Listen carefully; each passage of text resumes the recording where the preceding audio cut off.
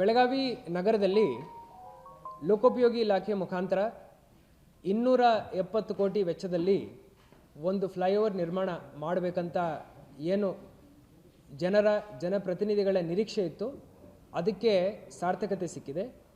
ಟೆಂಡರ್ವನ್ನು float ಮಾಡಲಾಗಿದೆ. ನಮ್ಮ national ಹೈವೇದಿಂದ ಒಟ್ಟು ಸಿಟಿ ಒಳಗಡೆ ಬಂದುಬಿಟ್ಟು 2-3 ಅಪ್ ಡೌನ್ ರ್ಯಾಂಪ್ ಕೊಟ್ಬಿಟ್ಟು ನಮ್ಮ ಶಂಕರಾನಂದ ಮಾರ್ಗ್ ಕ್ಲಬ್ ರೋಡ್ ತನಕ ಡಿಸೆಂಡ್ ಆಗಿ ಹರ್ಷ ಕಡೆ ಒಂದು ರೋಟ್ರಿ ಮಾಡೋ ತನಕ ಏನು ಪ್ಲ್ಯಾನ್ ಇದೆ ಅದರದ್ದು ಎಸ್ಟಿಮೇಟ್ ಅಪ್ರೂವಲ್ ಆಗಿ ಟೆಂಡರ್ ಕರೆಯಲಾಗಿದೆ. ಆಗಸ್ಟ್ ಮಿಡ್ ಒಳಗಡೆ ಈ ಟೆಂಡರ್ ಫೈನಲ್ ಆಗುತ್ತೆ. ಆಗಸ್ಟ್ ಅಂತ್ಯದ ಒಳಗಡೆ ವರ್ಕ್ ಆರ್ಡರನ್ನು ನೀಡಿ ಕೆಲಸ ಆಗಸ್ಟ್ ಎಂಡ್ ಅಥವಾ ಸೆಪ್ಟೆಂಬರ್ ಬಿಗಿನಿಂಗಲ್ಲಿ ನಾವು ತಗೋಬೇಕಂತ ಹೇಳಿ ಯೋಚನೆ ಮಾಡ್ತಾಯಿದ್ವಿ. ಎಲ್ಲ ವಿವಿಧ ಇಲಾಖೆಗಳ ಜೊತೆ ನಾವು ಚರ್ಚೆ ಮಾಡಿದ್ವಿ.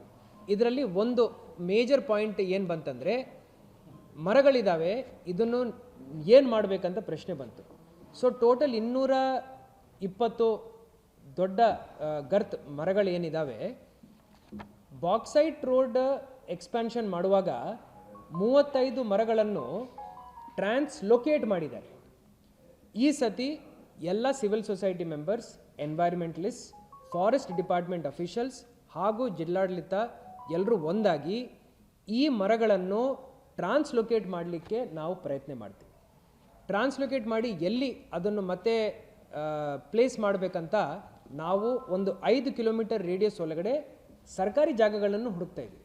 ಉದಾಹರಣೆಗೆ ಯಾವುದೇ ಕಚೇರಿ ಆವರಣ ಇದೆ, ಹಾಗೂ ನಮ್ಮ ಮನೆ ಆವರಣ ಇದೆ, ಅಫಿಷಿಯಲ್ ಕ್ವಾರ್ಟರ್ಸ್ ಆವರಣ ಇದೆ, ಓಪನ್ ಪಾರ್ಕ್ ಲ್ಯಾಂಡ್ ಇದೆ, ಲೇಕ್ ಸುತ್ತಮುತ್ತಲ ಜಾಗ ಇದೆ, ಐಡೆಂಟಿಫೈ ಮಾಡಿ ಕಾರ್ಪೊರೇಷನ್ ಕಮಿಷನರ್ಗೆ ನಾನು ಟೈಮ್ ಕೊಟ್ಟಿದ್ದೀನಿ. ಅವರು ಮತ್ತು ಫಾರೆಸ್ಟ್ ಡಿಪಾರ್ಟ್ಮೆಂಟ್ ಅವರು ಮತ್ತು PWDದವರು ಸೇರಿ ಈ ಮರಗಳನ್ನು ಟ್ರಾನ್ಸ್ಲೊಕೇಟ್ ಮಾಡಲಿಕ್ಕೆ ಜನಸಾಮಾನ್ಯರ ಜೊತೆ ಚರ್ಚೆ ಮಾಡಿ ಎನ್ವೈರ್ಮೆಂಟಲಿಸ್ಟ್, ಫಾರೆಸ್ಟ್ ಡಿಪಾರ್ಟ್ಮೆಂಟ್ ಎಲ್ಲರನ್ನು ಕೈ ಜೋಡಿಸ್ಕೊಂಡು ಕೆಲಸ ಮಾಡಬೇಕಂತ ನಾವು ಯತ್ನಿಸ್ತೀವಿ.